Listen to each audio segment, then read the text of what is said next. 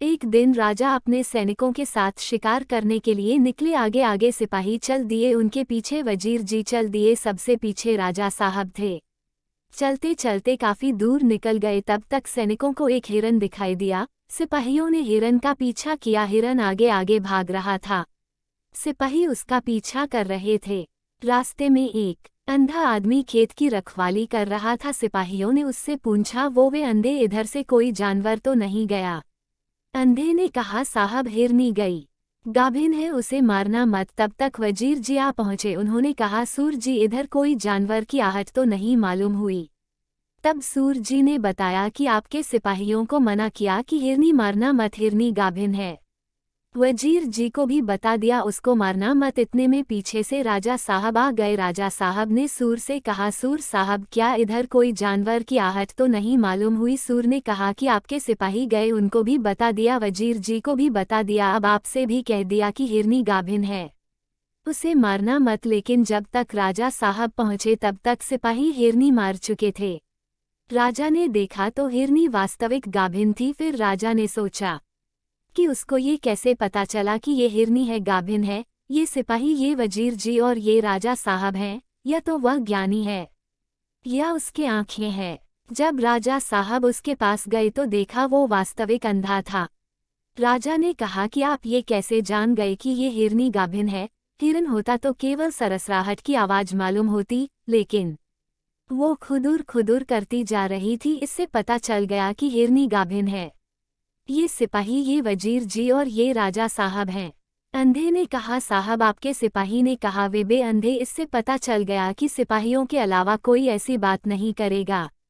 बाद में आए, उन्होंने कहा, सूर जी इनमें जी लगता ये वजीर जी होंगे। फिर आप आए, कहा, सूर साहब इससे पता चला कि ये राजा साहब है, क्योंकि जो जैसा होता है वैसी बात करता है। राजा ने कहा, यहाँ पर आपको क्या मिलता है? 2 रोटी सुबह 2 रोटी शाम को मिल जाती है, पेट चल जाता है। राजा ने कहा, हमारे यहाँ चलो, 4 रोटी सुबह 4 रोटी शाम को देंगे। सूर साहब राजा के यहाँ चले गए। कुछ दिन बाद राजा के यहाँ घोड़ों के व्यापारी आए, घोड़े खरीदने को कहा। फिर राजा साहब ने सूर साहब से सलाह ली। सूर साहब ने राजा से कहा, आप अपने हिसाब से ले लीजिए। राजा ने कहा कि आपकी राय के बिना नहीं लेंगे। फिर सूर साहब ने राजा साहब से कहा कि सभी घोड़ों को 24 घंटों के लिए बाड़े में बंद करवा दो। फिर 24 घंटे बाद सभी घोड़ों को नदी पर ले चलने को कहा। फिर सभी घोड़ों को एक एक करके पानी पिलाने को कहा। जो घोड़ा पानी पी आए उसके पैर छू के देख ले। इसी तरह सभी घोड़ों को चेक किया। उनमें से एक घोड़ा गहरे पानी में घुसकर पानी पिया। सूर साहब ने राजा से कहा कि ये घोड़ा मत खरीदना, ये घोड़ा गद्दारी करेगा। इस घोड़े ने अपनी माँ का दूध नहीं पिया, ये घोड़ा भैंस का दूध पी के पला है। ये बात राजा ने व्यापारी से पूछा तो बात सही निकली।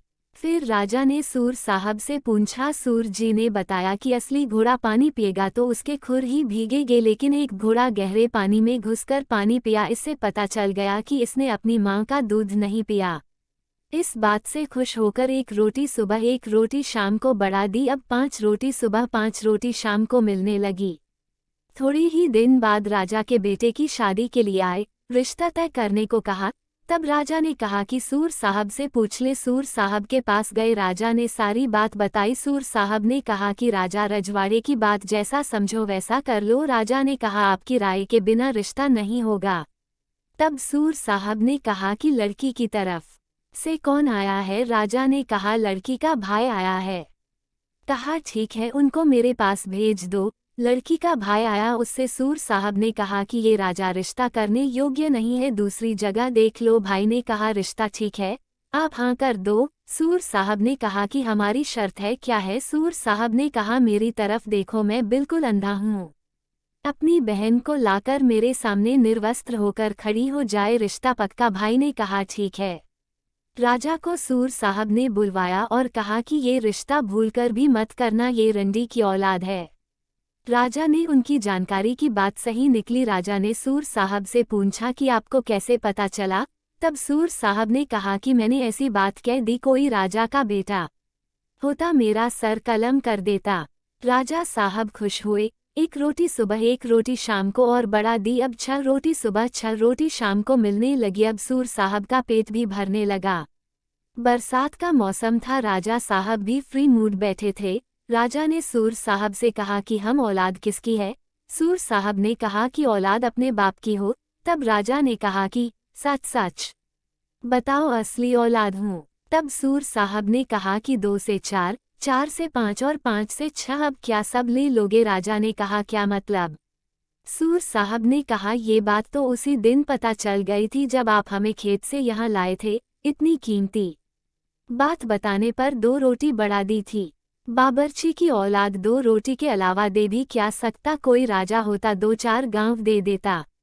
राजा इतनी बात सुन के सन रह गया। अपनी माँ के पास गया और माँ से पूछा, माँ हम औलाद किसकी है? माँ ने कहा, औलाद अपने बाप की हो।